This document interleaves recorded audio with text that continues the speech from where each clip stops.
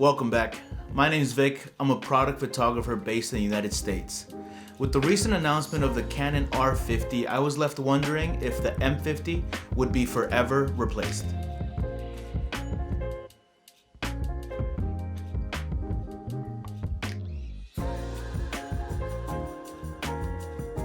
I remember the day that I bought the Canon M50 like it was yesterday.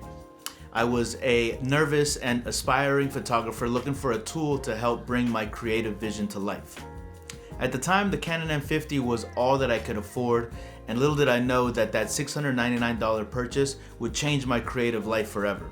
With the M50 in hand, I stepped out of my comfort zone and into the world of photography and product photography. I gained my first paying client with this camera, and that was it. I was hooked. My passion for photography grew each day, and I devoured every bit of information that I could find on the subject. Skillshare and YouTube became my best friends. I spent a lot of time on both of those platforms trying to educate myself on everything involving photography, product photography, and how to start a business. I had finally found a creative outlet that allowed me to express myself and earn extra income at the same time. The M50 is one of Canon's most sold cameras of all time, and rightfully so. It's budget friendly, it has an interchangeable lens system, and it has simple settings that can be adjusted to meet all of your needs. It also makes a great gift for anybody that's getting started in product photography. When I purchased this camera, I bought it with the kit lens, and at the time it was retailing for $699. Make sure to check the link in the description down below for the most recent price. As I mentioned before, the M50 was my first camera and had been sitting on my shelf for about 3 years now. Today, I'm gonna dust it off and prove to you that it's still a capable little camera to get the job done. Today, we're gonna be shooting these Beats wireless earbuds. I thought that it was probably a cool idea to try to replicate the art on this packaging. So on the front, you'll be able to see that there is the headphones themselves, and then on the back, you'll be able to see that there's another image as well. So I'm gonna try to recreate this. I'm gonna use this entry-level camera, this M50, plus a minimal setup to replicate this look. While I get this set up, let me tell you a little bit about the M50 and the R50 and how they're gonna differ. All of the items you see being used to create this photo are listed in the description below. If you're interested, go ahead and check them out. As an aspiring product photographer, you need a camera that can do more than just take pictures. You need a camera that can capture the fine details, the intricate textures, and the vibrant colors that bring your products to life. That's where the Canon M50 and R50 come in. The Canon R50 body and the M50 are two similar products with some key differences. Both cameras offer high quality image captures with their 24.2 megapixel sensor for the R50 body and the 24.1 megapixel sensor for the M50. With its 24.1 megapixel sensor, the M50 captures stunning high resolution images highlighting every detail of your products. And with the fast and dual pixel CMOS autofocus system, you'll never miss a shot. The M50 and the R50 both have a very angled touchscreen LCD and a built-in electronic viewfinder. You can shoot from any angle and see your subject clearly, even in bright light. And with good low light performance, you can take stunning product shots in almost any environment.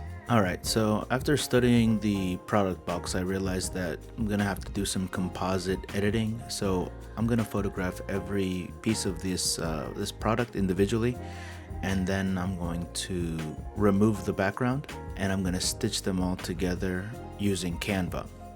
I decided to go with Canva because it seemed like the easiest, and I was trying to attempting to prove a point being that this doesn't have to be overly complicated. Now, if I used a more sophisticated editing software like Adobe Photoshop and Lightroom, I probably would have gotten a much better end result. Also, I did this in about maybe an hour or so, not very long. So here you can see me going into Canva, importing the photos, removing the background, making the entire image smaller, and then removing the original. So here I'm going one by one, again making the whole image smaller, piece by piece. Where a more sophisticated editing software comes in is that you'd be able to match the colors a little bit more. You can see here that on the background, the one is a little bit more pink than the other. So on the actual box, you'll see that it definitely looks a little bit more 3D, more light, you know, on the edges. But for a sub $700 camera, about an hour of time, Canva, it didn't end up too bad. You guys, let me know if you have any questions about how I accomplished this, or if you need to know a little bit more about how I actually got the photos. I went a little quick on it, but I'd like to let you guys know that I'm open to any questions down in the comments. I'm also trying to build a community here, a welcoming community where people are not afraid to ask basic questions, because we all started somewhere, and it takes a little bit of time to learn how to do all of this stuff. So yeah, go ahead and leave a comment down below if you like this quick little edit. I appreciate your time. Back to the video. Lastly, let's not forget about the interchangeable lens system, giving you the versatility to choose the right lens for the job. Whether you need a macro lens, which is what I use today to capture some of these images, or a fast prime lens for shallow depth of field, the M50 and the R50 have got you covered. In this day and age, I really wouldn't recommend anybody that's getting serious about photography, or specifically product photography, to buy anything that doesn't have an interchangeable lens system. The M50 and the R50 are both entry-level cameras that are perfect for any beginner. It's what I started with, and if I could do it all over again, I would select Canon every time. If you're interested in learning about the editing software that I use, you can check out this video next. So if you're like me and you may be considering upgrading the M50 to the R50, I suggest that you reconsider. The M50 is still plenty capable and still deserves a place in your kit and on your shelf.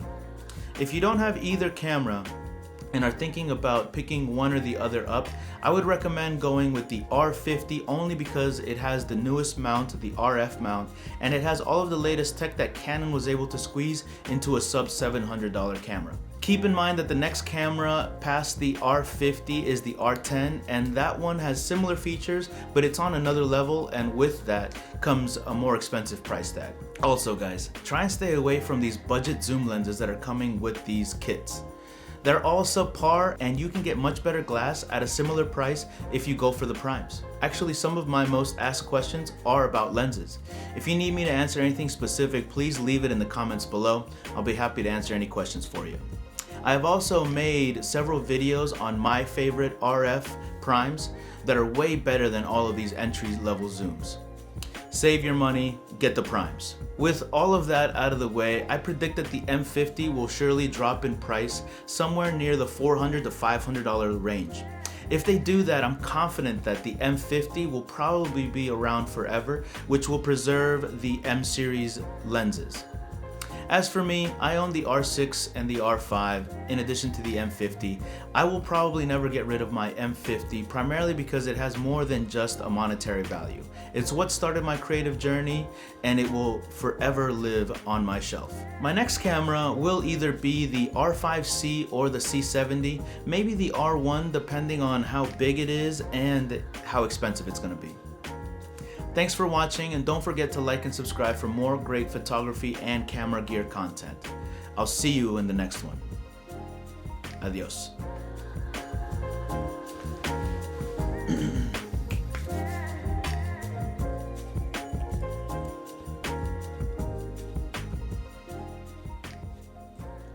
You're still here. Thanks for watching all the way to the end. A lot of people don't make it this far. If you're new here, welcome. I usually reserve the last few minutes of my video to talk about some updates and what I've been doing for the past week. Last week I didn't upload a video because I was just creatively drained. I scripted this exact video, but I just didn't have the energy to film it. So I decided to relax and watch a movie instead. Have any of you guys ever felt that way? Just get a case of the fuckets? Let me know in the comments down below. I can't be the only one. Anyways, that was me last weekend, but on Monday I got back on the grind and I continued working on my online courses that I'm taking through Coursera. By the way, let me know if you guys want me to discuss any courses that, if you guys need any course recommendations or are interested in knowing what kind of courses I've taken. Lastly, I started and finished the book titled Screenwriting 101, Mastering the Art of Story. I wanted to check out the book because it goes over how to learn to tell better stories. The book goes over how to re-engineer some of the best scripts and movies ever written, and how to go about creating your own version of some of the classics of our time. The book itself is definitely worth a read if you're interested in wanting to learn about screenwriting and if you're interested in learning how to tell better stories. That's gonna do it for me today, guys. I hope to see you in the next one. Adios.